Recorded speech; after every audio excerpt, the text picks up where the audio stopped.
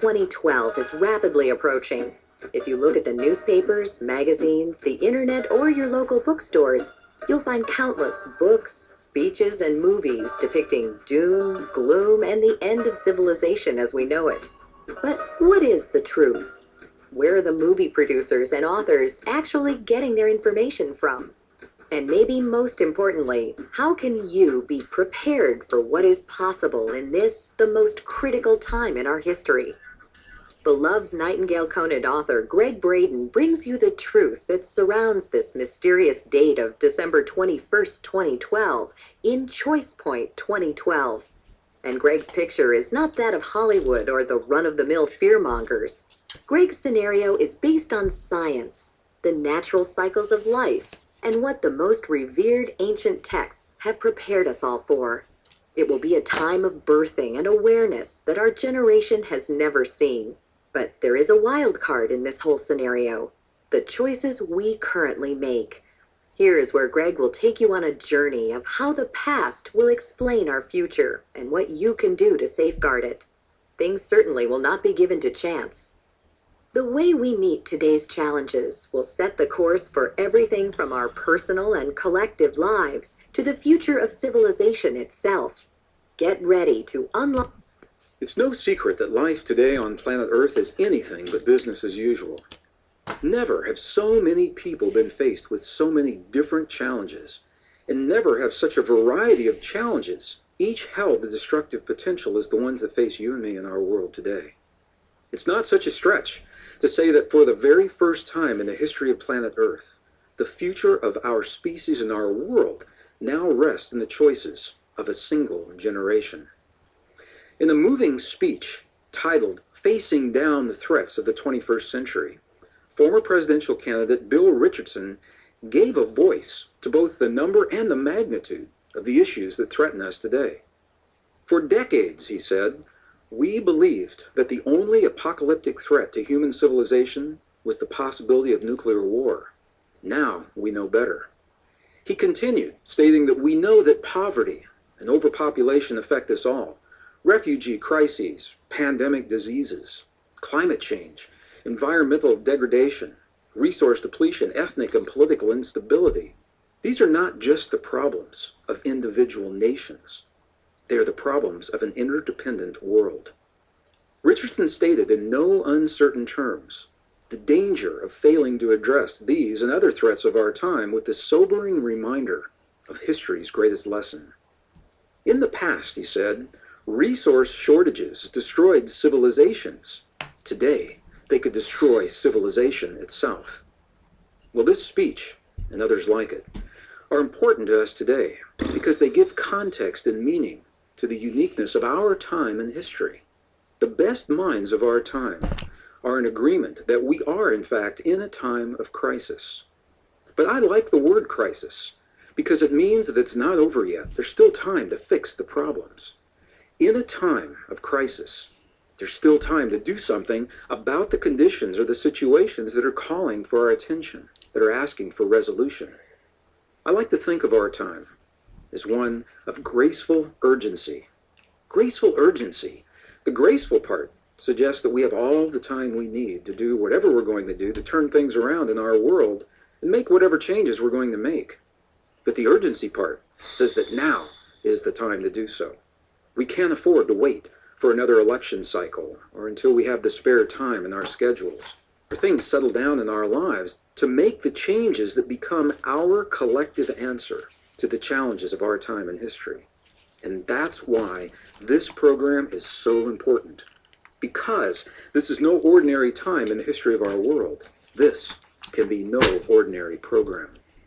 Right now, we have within our grasp the rare opportunity to redefine ourselves, the way we think of our lives, our relationship to one another and our world. Today, you and I are laying the foundation for a new era of human existence, an opportunity that won't come around again for another 5,125 years. And it all begins with the awareness of just what it is that makes now so different. So let's begin our journey with the facts. extremes. While the reasons may be in question, it's a fact that global extremes of climate have led to shifts in ocean currents and wind patterns, creating changes in local weather expressed as drought, flood, record cold, and record heat. It's these extremes in our world that have led to the human extremes: food shortages, disease, famine, war, genocide, collapsing economy, and nuclear proliferation. Global extremes leading to human extremes that lead to the personal extremes that play out in our lives. They play out as the stress in our personal relationships, in our life purpose, in our self-esteem, in our careers, and in our well-being. In what we may have thought of as unrelated experiences in our past, a growing body of evidence now suggests that it's these extremes in the world that are actually the triggers for the extremes in our lives. And it's this delicate balance between global conditions and our response to those conditions that's contributing to the uniqueness of this time in our lives. Well, I was trained as a scientist, and when I hear of so many extremes converging in a moment in time, the question in my mind is why? Why are all of these things happening now? Why all at the same time? I was an engineer working in the defense industry during the last years of the Cold War when I first began to ask myself precisely these questions. And I found that no matter who I asked or where I searched for the answers, that to even understand the question, I had to first think of the world today the way our ancestors thought of the world in their day, as cycles within cycles within cycles, nested cycles of time and experience, covering great expanses of history. To understand the world through the eyes of our ancestors was all about our relationship to time itself, and it all begins with what it means to live what our ancestors called the end of time.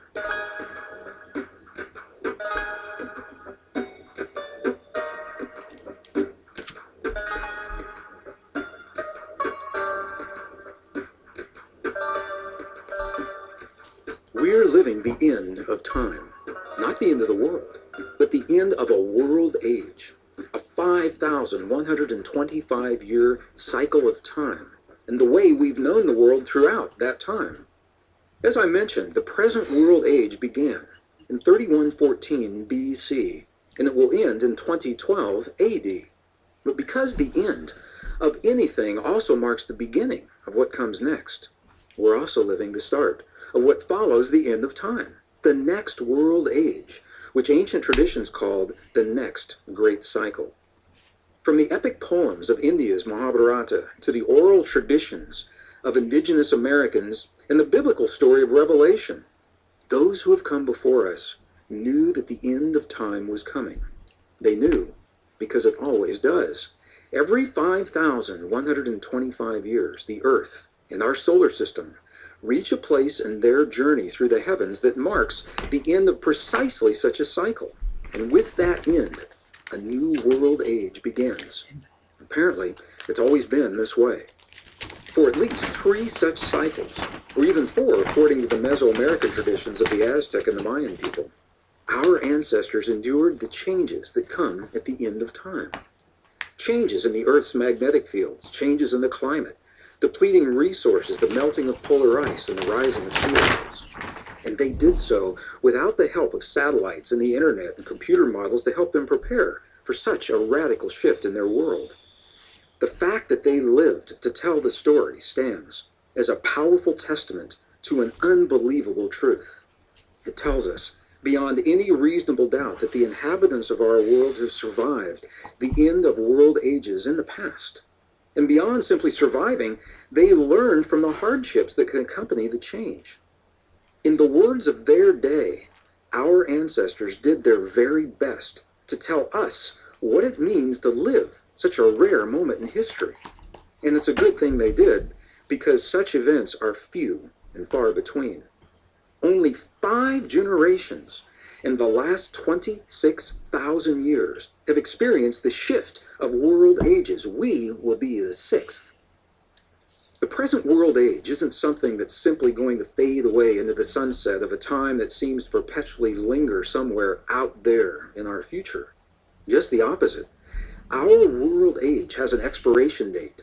It ends at a specific time with a specific event on a day that was marked on a calendar over 2,000 years ago.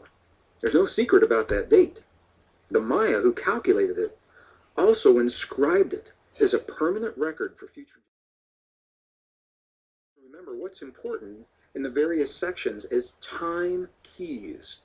So our first time key number 1, does just that and reminds us that we're living the completion of a 5,125-year-long cycle of time, a great world age that the ancient Maya calculated would end with the winter solstice on December 21st of the year. Fuck off, fuck off, fuck off.